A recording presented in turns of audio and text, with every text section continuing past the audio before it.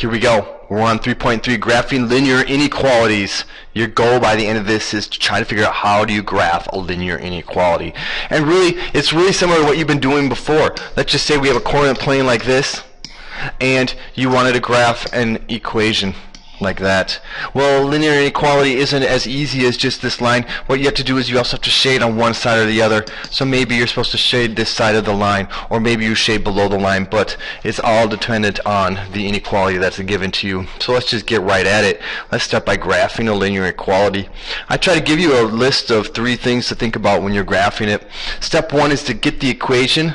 Actually, inequality. This should be inequality in y equals mx plus b form.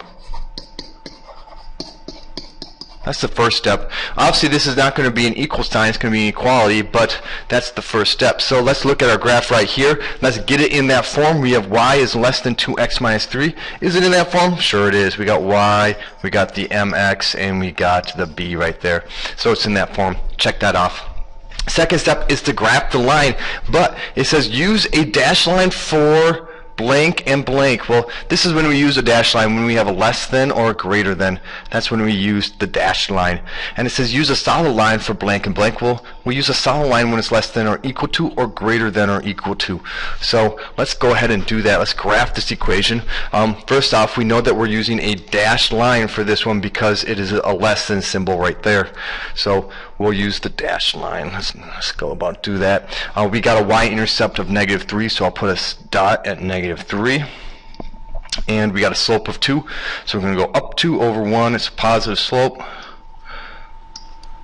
Going up 2 over 1, up 2 over 1, up 2 over 1, down 2 over 1. There we go. And we're going to use a dashed line because it's listen. Okay. So now if you were just graphing the equation, you'd be done at this point, but now it's an inequality.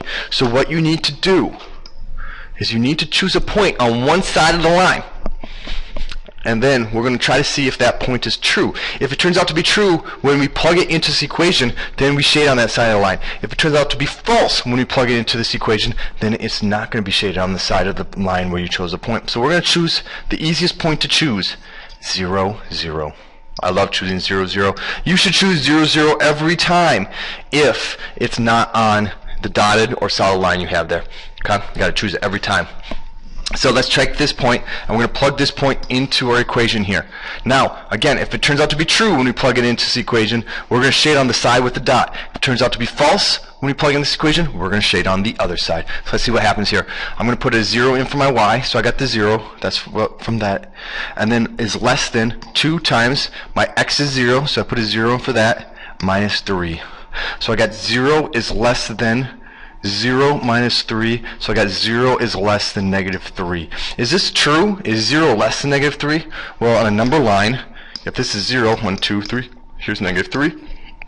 0 is to the right of -3, so it is greater than, so this is false. 0 is not less than -3. Therefore, I would not shade on the side with this line. I would shade on the other side of the line from the place where I picked that point. So here I go, I'm shading on this side of the line. Now, if you were to choose a point other than the 0, 0, because you didn't want to listen to me, you say, whatever, I'll choose whatever point, Mr. Benson. You can't tell me which one to choose. You could choose a point anywhere in this area. If you chose a point anywhere on this side, it would plug into this equation and it would be true. You could choose, in essence, this point, or that point, or that point, or that point, or that point, and that point. And if you plugged it into this equation, it would come out to be true. And if you picked a point on this side, or here, here, here, here, here, here, anywhere on this side of the line, and you plug it into this equation, it would turn out to be false. So that's how you can figure out which side to graph these on. By A, first, get the equation y equals mx plus b form. Part 2, graph the line. Use a dashed line for less than or greater than. Use a solid line for less than or equal to or greater than or equal to. And then choose a point to see which side to shade on. That is how we do these problems.